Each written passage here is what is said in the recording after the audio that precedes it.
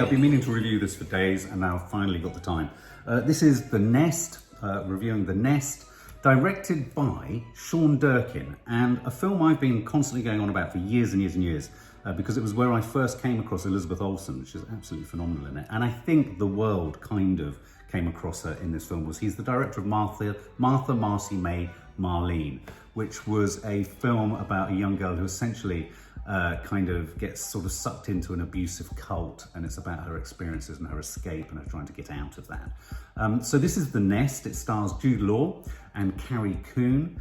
It's billed as a psychological thriller, and I have to say, if you watch the trailer, which I saw a couple of times at the cinema before going to see it, it's quite a moody, dour, kind of very dark and sort of grainy sort of affair that you would be forgiven for thinking this is, in many ways, a sort of gothic, could be a gothic horror. This is about Rory O'Hara, who is played by Jude Law, who's in the 80s, he's a banker, he's in America, he's trades and stocks, he's a trader, he strikes deals, he brokers deals, he buys equities, sells equities, think pork scratchings and all that from trading places. He does all of that city business stuff, city slicker stuff, Wall Street, all that. But this is in the 80s.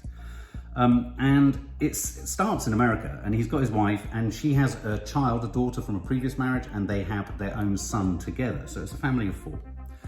And he immediately, the film starts with him saying, look, we need to move house. And it's kind of revealed to us quite quickly that this isn't new. They move house quite often. They've done it 7 times in something like 10 years. It's quite a few times. He's a charmer. He can shoot the breeze. He can talk his way out of things. He's great at showing off. It's revealed to us quite quickly that he likes to win. He's a social climber. Even if he's playing a game of football with his kids in the back garden, he wants to win the goal, and all that kind of stuff. So he's got that sort of 80s kind of go get it, Thatcherite, I want to win. And what happens in this film is, it's at times I was reminded of, do you remember the Walter Mitty story, where, I don't remember the original Walter Mitty, but we always say he's a bit of a Walter Mitty, i.e. he's here, but we don't really know what his background is. Did he have a background? Does he actually exist? Is he real? What's going on here? And so you begin to realise quite quickly that this guy, this character, Jude Law, is, or what's his name? Rory O'Hara, that his profile and his status, if you like, in the city is built upon a lot of, not necessarily hot air, because he's a good talker and he's obviously a good broker. That's what he is, a stockbroker. But it's built on a sort of ever more fragile house of cards that at all stages has no foundations or substance beneath it. So, he's dealing with vast amounts of money at work, but he's never got any money in his pocket to pay for the simplest of things. They rent this huge house. And I think if there's one problem I had with this film, I had a slight problem with this film, was the believability of his access to certain things, like this enormous house that they're renting, versus his apparent lack of finances to be able to do anything else. So he brings all his family over to the UK. He rejoins a stockbrokering firm in London.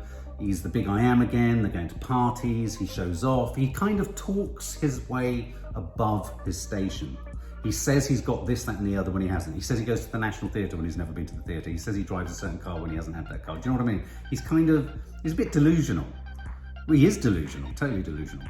But this is where I think, and I love Jude Law, and I think he's very good in this. He's very strong. It suits him very well. I mean, I'm not saying he's like that in real life, but there's a sort of smart ass kind of, quipping, kind of darting sort of efficiency to his character that I can well imagine Jude Law has a bit of in his real life, But for me, the gem of this film is Carrie Coon. And Carrie Coon is quite something. I've never come across her, apart from the fact that she was in Fargo. I don't remember which character she was in Fargo.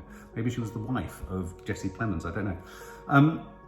She is remarkable. Their marriage is remarkable. You ask questions about whether she would stay with him, but through her eyes, you see her trust, you see her belief, you see her wanting to believe what Jude Law is saying of himself to her, and so she buys into it. And then slowly you see the mirage, if you like, that he's constructed about himself around her. You see the mirage start to fall away. They're in this big, as I say, sort of Tudor house that he's rented for a year in the UK.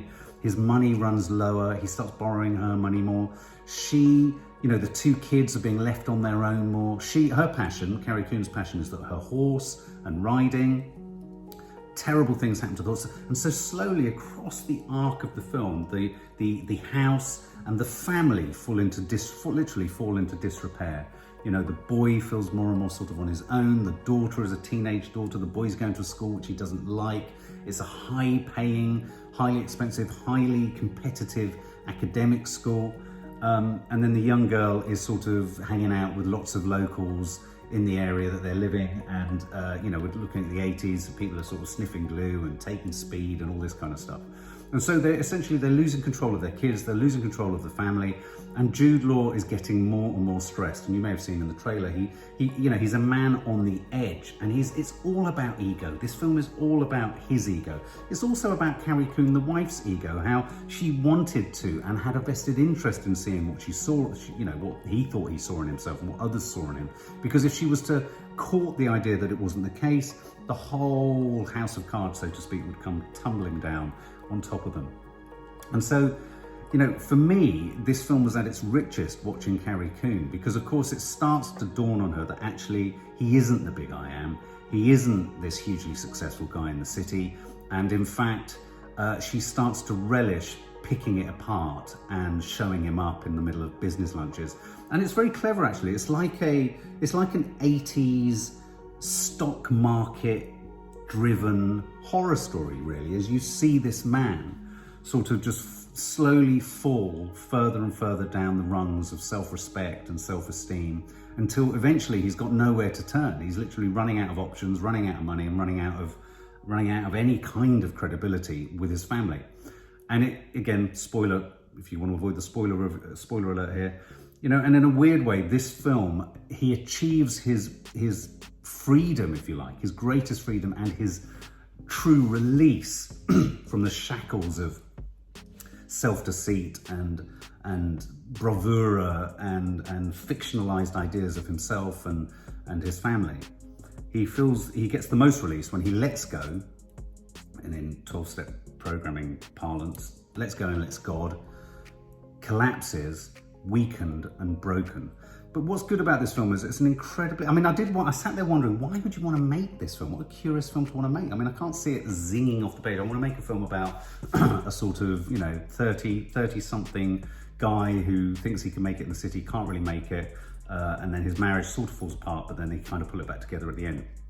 It's uneven. It's not a massively, I don't think it succeeds in every department, this film, but it is a curiously unsettling, a curiously icky film, and it's quite a fascinating portrait of the wool being pulled over a wife's eyes and then the wool being pulled back, so to speak, and all the time shot, I presume, in absolute naturally occurring light, because sometimes it was so dark you were struggling what to see. But that really lent some strength to the wife's sense of alienation and isolation. And her feeling that she's on her own. You really did feel she was on her own. You felt her vulnerability, and yet at the same time you felt Jude Law's vulnerability. At one point he says, "I had millions," and then he's in a cab and he can't afford to pay for the cab to go home. So there's all of that stuff around having it all and having nothing, and who are you? What do you have in yourself? What is your own? What is sustaining you? And this is a portrait of a man who Jude Law plays very well, actually, who has nothing that self-sustains him. It's all show, it's all lies, it's all the big I am when he can't follow through. Brilliant moment in a restaurant where she orders the most expensive bottle of wine to prove that he hasn't got enough money to buy it, and just drinks it out of the bottle. Carrie Coon's performance in this is absolutely top notch. She should be nominated for something. She Mrs. Havisham, is it? She sort of verges off towards madness. She comes back. She wants to sort of get payback. There's a revenge sort of thriller in there too. The kids are great. You feel a real sense of them just being ignored, and so it's a haunting film. It's like a ghost story without there being any ghosts, but the ghostliness surrounds a projected image of both Jude Law himself and a projected image of his wife. They project their own ghosts outside of themselves, in a sense, and in a way their ghosts are less frightening than them. And so this is it's almost like a reverse ghost story, where the ghosts of the characters, and they're sort of haunting themselves. They're both haunted by themselves, and that is a real thing. And there's a point where the horse dies, and all the family are haunted. And so it's like a haunted house in the end of this film. So The Nest is quite a nice title, because The Nest suggests homeliness, brought togetherness, warmth, self-sustainability. There's nothing about that about this. They're all four of them are going in different directions. The two kids, the husband and wife, which is why in many regards, without giving away too much of the ending, I found the ending a little bit trite, and it almost diminished how complicated the rest of the film was. But I'd be curious to know what you think. What do you think? Do you think the ending sort of sustained that notion, or do you think the ending was a bit too much of a sort of band-aid on what was quite a complex, I think, film? Oh, and what would I give it? I'd probably give it 85 out of 100.